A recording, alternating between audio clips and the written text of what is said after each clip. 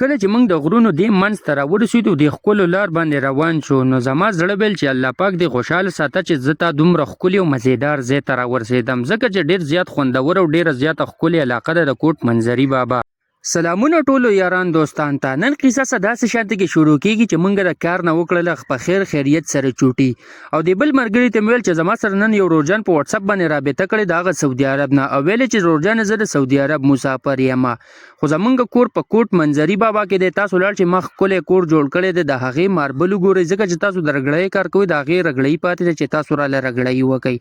نو ما ورته ویل بالکل بېغمه شه موږ به انشاءالله ستاسو کور ته اوس روان شولو د خیر څه اوس ځو منظري بابا ته ولته کې د ده کور ماربل ګورو د هغې نه پس به د ده سره موږ په واتس اپ باندې رابطه کوو ریټ میټ به ورسره کوو خو د هغه ځای نه چې کله موږ راوتو د روشه د غرونو ته رانږدې شو خو د ملګري مې ما ته وویل چې یاره منظري بابا ته ځو منظري بابا خو ډېر زیات ښکلی او ډېر زیات مزېدار ځای دی نو ما ورته ویل چې بې فکره اوسه زما ځکه داسې ځایونه ډېر زیات ښکلي چې د غرونو په منځ کې شینکۍ او کلی پکې جوړي چې ډېر زیات خوند کوي خو د دې نه پس چې کله موږ روان شو نو ماشاءالله تاسو لیدی شئ چې ډېر شنه شنه غرونه شروع شول او د هدیرې ته خو همیشه لپاره زموږ د پښتنو هدیرې چې دي دا د روډونو په غاړه نو چې کله دې غرونو ته رانږدې شو نو والله چې زما د زړه ډېر زیات خوشحاله شو ماشاءالله د کوټ منظري بابا د روډ ته چې شونو د دلته کې خو مې دا زړه دومره دواګانې وکړلې ویل چې علي دا ته کم ځای ته راغلی نو زه ډېر زیات خوشحال شوم ملګري مې راته ویل چې یاره دلته ویډیوګانې هر سړی جوړوي تم پکې جوړه کړه ځکه ډېر زیات ښکلی او ډېر زیات وایرل دی نو که تاسو زمونږ په یوټیوب چینل باندې نوی زمونږ چینل سره لازمي سبسکرایب کړئ دا ویډیو مخکې ځان دوستانو سره شیر کړئ چې څوک د دې ځای اوسیدونکي کمنټس وکړي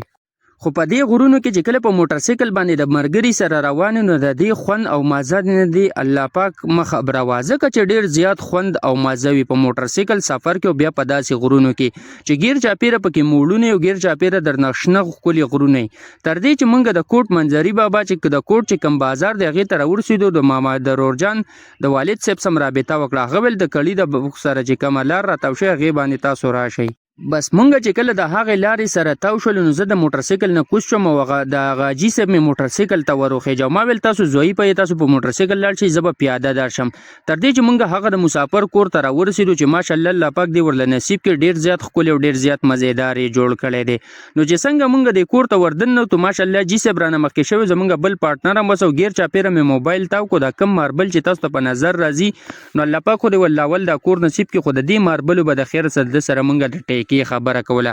دا مخامخ چې کوم حاجي صاحب د هغه مسافر رورجان چې کوم دی والد صاحب دی چې ماشاءالله ډېر زبردست او انتهایی خوش اخلاقه انسان و ځکه چې مونږ یې ولیدو ډېر زیات خوشحاله شو مونږ ته ویل چې تاسو ډېر د لرې نه راغلي یئ لاول یې مونږ نه د چای او روټۍ تپوس وکړو د هغې نه پس ورته مونږ ویل چې حاجي صاحب مونږ راغلي د کار د ځای نه او د کار په ځای کې راباندې مالک ښه ټیټه روټۍ هم خوړلې ده او چایونه هم راباندې څښلي دي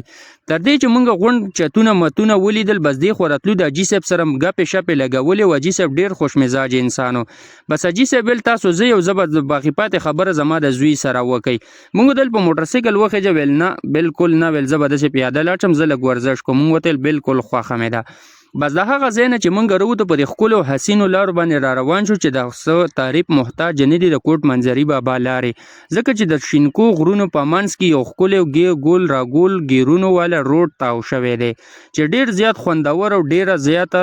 لاجواب علاقه ده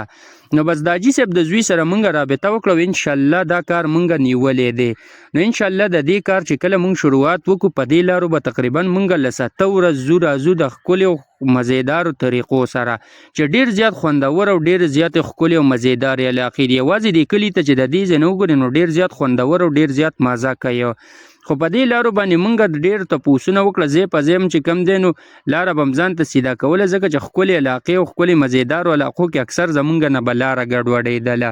خو بس دا روډ زمونږ د بل ملګري ته معلومه نو هغه راته ویل چې ته ټینشن مه اخله دا روډ ما ته بالکل معلوم دی خو دلته مونږ تږي شوي وو بس دلته کې هم ځان له یو ښکلی شانته کې یخ بوتل راواغست و سره هم چې کوم دی بسکټ راواغېستله بس دلته کې هم ښه ښکلی مزېدار دی سایډ ته موټرسایکل ودرو بوتل هم چې واچو نو مکمل واوره شوی او دومره ښکلی او یخ او مزېدار بوتل یې رل راکړی نو مونږ ته یو مست شانته ګوټ مې ته وکړو چې ډېر زیات خوندور او ډېر زیات مزېدار و چې کله هم بوتل وڅکو نو د هغې نه پس زه خپل موټرسایکل ته راوختم ملګري مې چلول شروع کړو په دې شنو ښکلو علاقو باندې تر دې چې مونږ غټ نیر ته راورسېدو اوس مونږ یو روان یو خپل کلي ته د خیر ځه تر دې چې مونږ خپل کلي ته راورسېدو زه به دلته خپل ولاګس ختم کړم الله هم خوشحاله ساته تھینک یو آل فرینډز